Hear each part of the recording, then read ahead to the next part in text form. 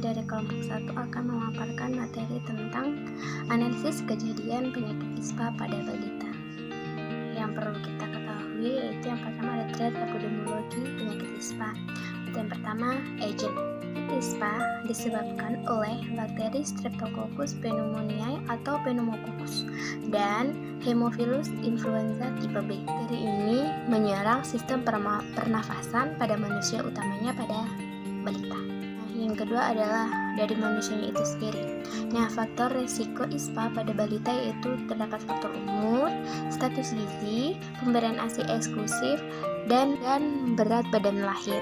Umur dapat mempengaruhi kejadian ISPA pada balita karena pada usia balita rentan terhadap berbagai macam penyakit. Yang kedua adalah status gizi. Pada usia balita diharuskan banyak asupan nutrisi, vitamin ataupun mineral yang mereka harus konsumsi sehingga status gizi mereka itu normal atau cukup dan tidak rendah. Ketika status gizi mereka rendah, itu akan menyebabkan penyakit ISPA itu dapat. Yang ketiga ada pemberian ASI eksklusif. Di ASI eksklusif itu terdapat berbagai macam nutrisi-nutrisi yang sangat dibutuhkan oleh balita itu sendiri. Kenapa? Karena nutrisi-nutrisi itu dapat membantu pembentukan antibodi sehingga antibodi itu muncul dan bisa mencegah penyebab terjadinya penyakit ISPA pada balita. Keempat adalah berat badan lahir. Kenapa berat badan lahir? Dimana ketika balita itu lahir, dia mempunyai berat badan normal, itu akan memperkecil penyakit ISPA itu terjadi. Ketika berat badannya itu rendah, penyakit ISPA itu akan mudah menyerang balita itu tersebut. Faktor ketiga dari triad epidemiologi yaitu faktor environmental atau faktor lingkungan. Nah, faktor risiko terjadinya ISPA pada balita dari faktor lingkungan yaitu adalah kepadatan hunian, di mana ketika ruangan itu 8 meter persegi tidak dapat atau tidak dianjurkan untuk digunakan oleh 2 orang dewasa kecuali anak-anak di bawah umur 5 tahun. Ada ventilasi adalah alat pertukaran udara dari luar ruangan ke dalam ruangan, di mana sebuah rumah atau sebuah ruangan itu harus mempunyai ventilasi. Nah, minimal itu 10% dari luas lantai ruangan tersebut. Yang ketiga adalah jenis lantai dan dinding, di mana lantai dan dinding ini harus memenuhi standar kesehatan atau syarat kesehatan. Jenis lantainya itu harus kedap air dan mudah dibersihkan, sedangkan jenis dinding itu mempunyai ventilasi, tahan kedap air dan juga mudah dibersihkan. Dimana kalau lantai ini tidak dianjurkan, yaitu lantai tanah, diharuskan untuk keramik atau ubin. Ada keberadaan perokok, di mana perokok tidak dianjurkan untuk merokok di dalam ruangan. Terlebih lagi jika di ruangan itu terdapat balita, karena balita rentan terhadap ISPA itu sendiri. Kelima adalah polusi udara, di mana polusi udara itu juga dapat menyebabkan ISPA pada balita, sehingga dianjurkan apabila di rumah itu harus mempunyai ventilasi sehingga pertukaran udara itu terjadi lebih baik, dan balita dihindarkan untuk terpapar polusi sehingga dia tidak akan terkena ISPA itu sendiri. Yang keenam adalah suhu dan kelembaban, di mana ruangan itu harus memiliki suhu di 18 sampai 20 derajat atau berkisaran 18 sampai 30 derajat, dan juga memiliki kelembaban yaitu 40 sampai 70%, sehingga tidak mudah agen dari ISPA itu sendiri berkembang biak. Triad epidemiologi yang setelah saya paparkan tadi yaitu agent, host, environment. Ketika ketiga faktor tersebut tidak mempunyai keseimbangan atau tidak seimbang, itu akan menyebabkan faktor resiko terjadinya penyakit ISPA pada balita akan semakin besar.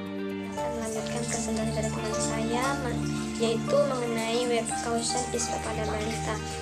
Sebab akibat ISPA pada balita itu sendiri dapat terjadi apabila terpapar langsung oleh virus, bakteri, dan protozoa yang dapat menyebabkan ISPA. dan kemudian masuk ke tubuhnya. ISPA pada balita juga dapat disebabkan apabila ditularkan oleh orang carrier atau pembawa virus dan bakteri yang dapat menyebabkan ISPA. Dapat juga disebabkan oleh lingkungan fisik, kondisi lingkungan fisik yang tidak baik. Jika kondisi lingkungan tidak terpenuhi dengan baik dan lingkungan berada dalam kondisi yang tidak higienik, maka lingkungan tersebut akan dapat menyebabkan penyakit pada individu tersebut, seperti kepadatan hunian, polusi udara, ventilasi, asap rokok, penggunaan bahan bakar. Faktor lain itu yaitu faktor ibu yang tidak baik seperti pendidikan ibu, perilaku, dan umur. Misalnya padatnya penduduk akan menyebabkan oksigen yang akan dihirup oleh balita itu sendiri akan berkurang dan menyebabkan sesak nafas. Polusi udara itu sendiri baik dari asap anti nyamuk bakar dan debu. Kondisi lingkungan ini merupakan salah satu ancaman dalam lingkungan yang dapat menyebabkan terjadinya ISPA. Ya, baiklah, saya akan melanjutkan penjelasan dari teman saya. Yang saya akan jelaskan di sini terkait analisis kejadian penyakit ISPA pada balita menggunakan teori simpul 1. Di mana teori simpul 1 ini adalah faktor kejadian ISPA pada balita yang disebabkan oleh faktor lingkungan, ya seperti kepadatan hunian, kelembapan, baik itu dari contohnya kalau kepadatan hunian, seberapa banyak orang yang tinggal dalam rumah itu bisa sangat mempengaruhi, karena ketika kepadatan hunian dalam sebuah rumah itu melebihi syarat yang ditentukan,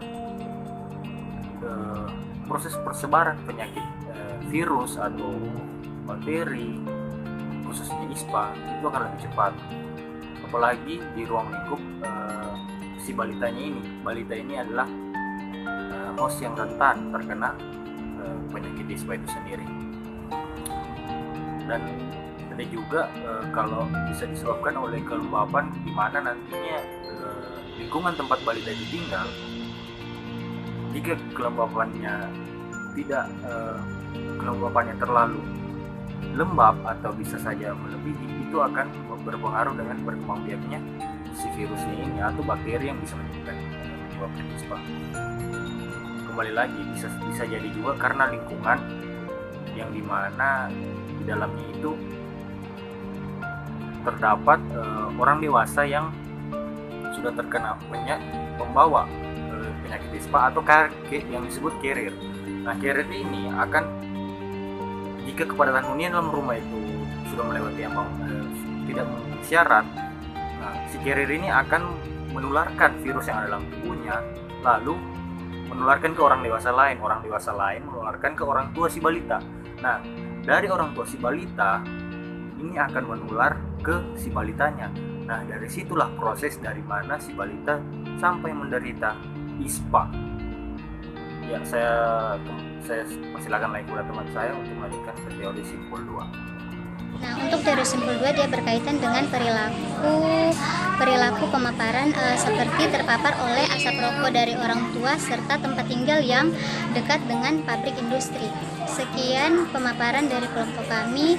Lebih dan kurangnya mohon dimaafkan. Wassalamualaikum warahmatullahi wabarakatuh.